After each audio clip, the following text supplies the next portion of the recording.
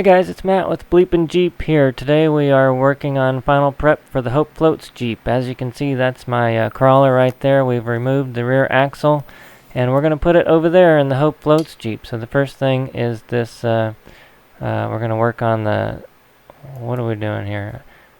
I need to tap this piece here. I'm using a tap and die. If you're not tapping, what are you doing? Dying? I don't know. I'm threading. That's what I'm doing. I'm threading this piece right here. Going to try to get it to fit into the axle for the expansion. What do you call that? I don't know. Anyway, we are tapping this sucker, and you'll see here in a moment that I kind of messed up because I used the next size tap down. For that would fit on that piece. Now when I go to tap this out, I realize that the matching tap for the die that I used over there, the thread that I needed, was actually a little bit too big for this hole. There you go.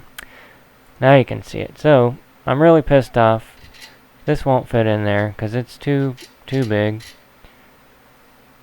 So what we're going to do, I've come up with another solution. We're going to weld this nut on there. And the nut I found is the same thread as the, what do you call that thing? I don't remember. Anyway, it lets air, when the oil gets hot, it has to push the air somewhere so it kind of escapes out of this thing.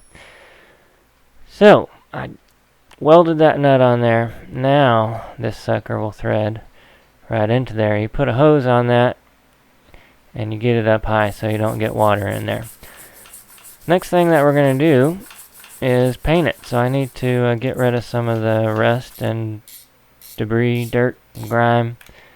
So I also found that this piece for the brake was bent and it won't even come off. So I'm going to have to cut this bolt. This is the bolt that holds the brake, and the brake slides along that shaft right there.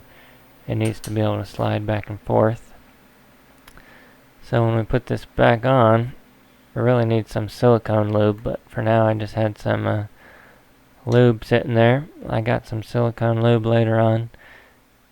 And we're putting this bolt in. Now everything is good to go there.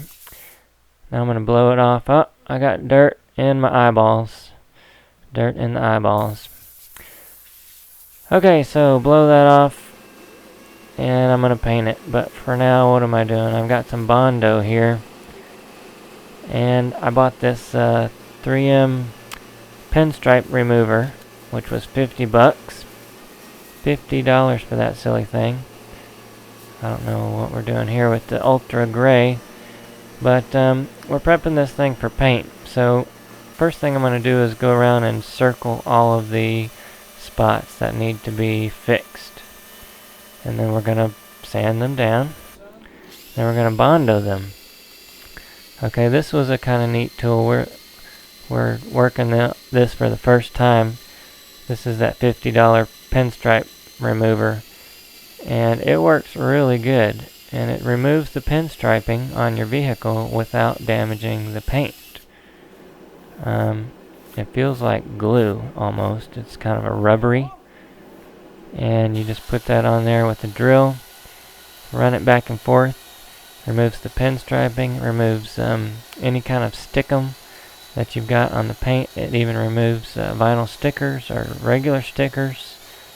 Anything that's stuck on the paint. It'll remove that 4x4 symbol right there. Oh, I just realized that it has a button you can press to keep it on so you don't have to hold the dang thing. So that's what that was. Now we are going to, I guess what they call block and sand it. So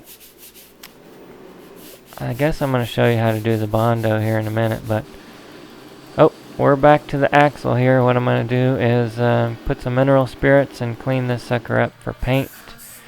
And then I'm going to tape it off and shoot it with paint. Make sure to open the garage door, otherwise it gets kind of nasty in there. Okay, it's turning black now. Here's the pads for the leaf springs. Here is some Bondo. You're going to put a little bit of red stuff in there, depending on how much Bondo you're using.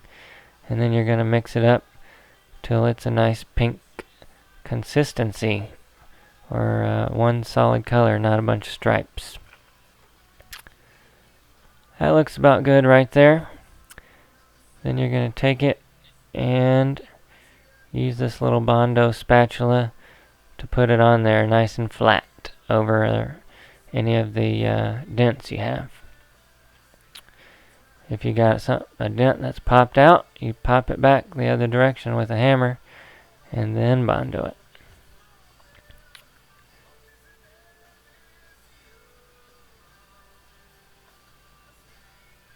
Rub any excess off with your finger like that. And it comes off pretty easy once it's dry too. So this is a random orbital sander that we've got here. And these are stick-on pieces of sandpaper that just stick on there. It's pretty easy. Runs off your air compressor. And you want to use some pretty fine sandpaper for this. I think that was 320. You start off with some coarser stuff, work your way down to some really fine stuff until you get it perfect. I don't know what I'm doing, so I'm not going to tell you that I'm the best, but it turned out pretty good.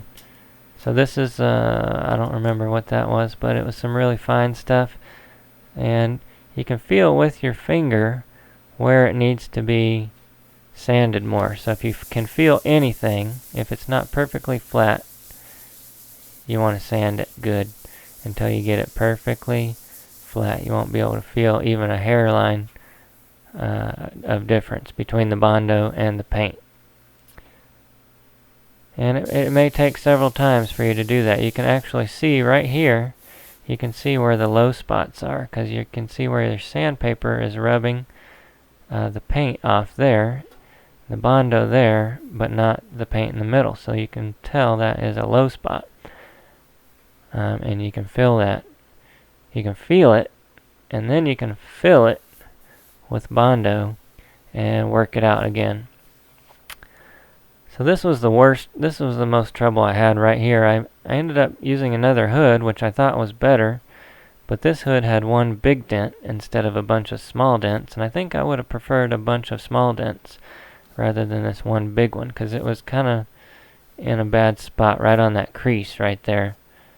So it required a little more Bondo than I would have liked, and took a lot of perfecting to get that done right.